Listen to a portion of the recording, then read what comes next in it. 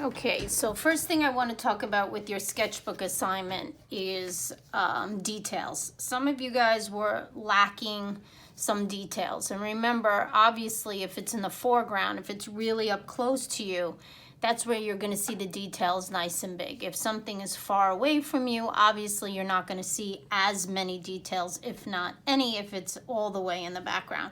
But I'm going to use a different marker, and I'm going to draw over some of your sketchbook assignments that I printed out. This is Nick's. Nick, thank you so much for letting me draw on your sketchbook assignment. So for example, I'm going to assume that what Nick drew here is a rug, right? So I might show the details of the rug. Details meaning what? You know, texture. So whether the rug is made with little loops, right?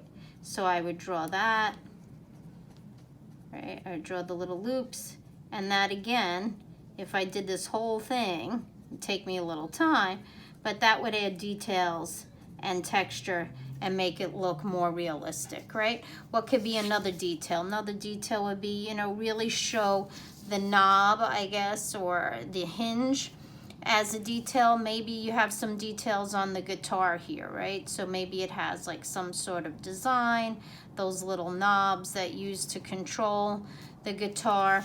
Obviously, things going far away, you might not see it as much, but that would be details on Nick's project. On Jackie's project, right, she had the ant's point of view, she had the grass here. So if I were to Google images of blades of grass, more than likely you would see these not as a completely straight line. You would probably have these more along like a jaggedy kind of an edge. And then you might see some texture within the blades of grass itself. So again, that's always a good option too. Google images of objects that you want to draw and always put in that search bar up close. So that would be texture up close on Jackie's and detail. And then we have, let's say, Christina's, and some details would be like on her comforter here or the bedspread that I see. More than likely, if this has a curve in the comforter, that's gonna have wrinkles, just like on your clothes, right? My arm of my sweater, you see the wrinkling going across. So for her, she might decide, you know, to add in some of those wrinkles here. And again, she should be obviously looking at her bedspread while she's drawing this. I'm just kind of guessing, but she would see this up close, and then by adding in those wrinkles, you know, gives it more of a realistic look right there. So that would be showing some details.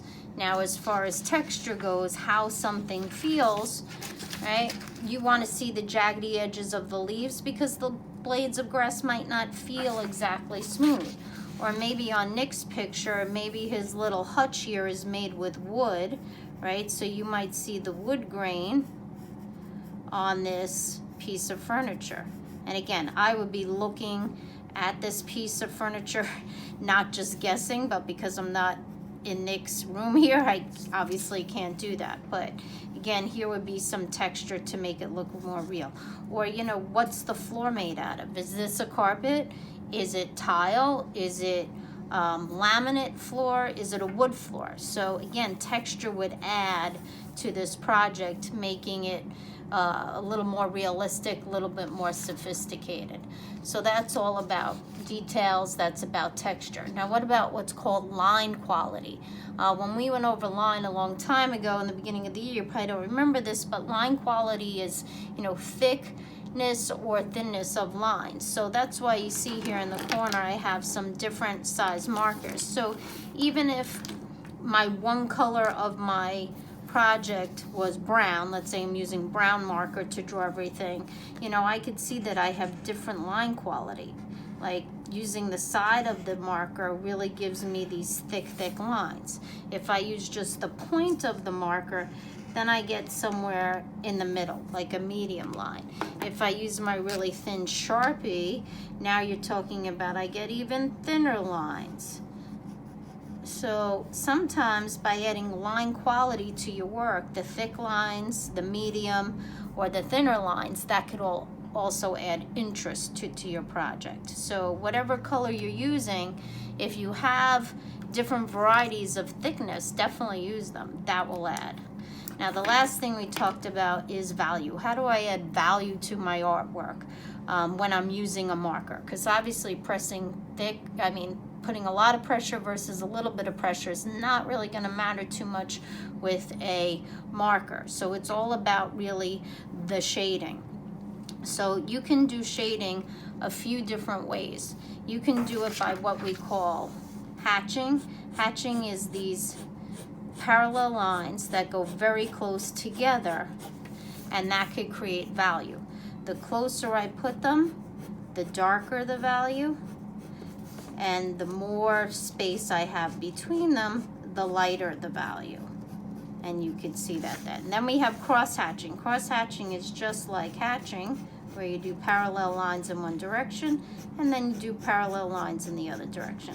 Obviously, closer together, the darker the value, the further apart you go, the lighter the value. And you can see that here.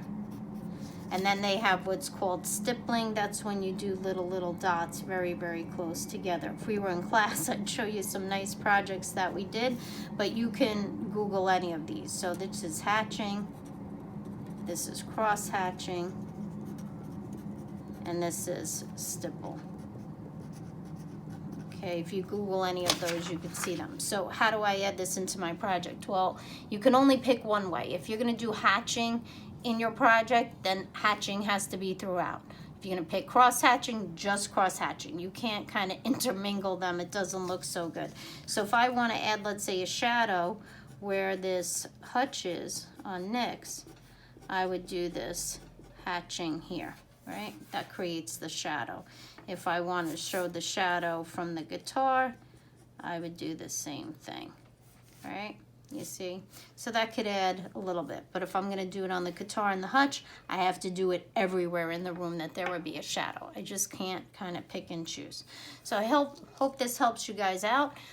Details, texture, line quality, possibly adding value to your project. You know, those shadows in there to make it look a little bit more real. All right, I look forward to your improvements, and I look forward to seeing the before and the after. That's always a great thing to have in your sketchbook. It shows how you're growing as an artist. All right, good luck. Keep at it. Miss you guys.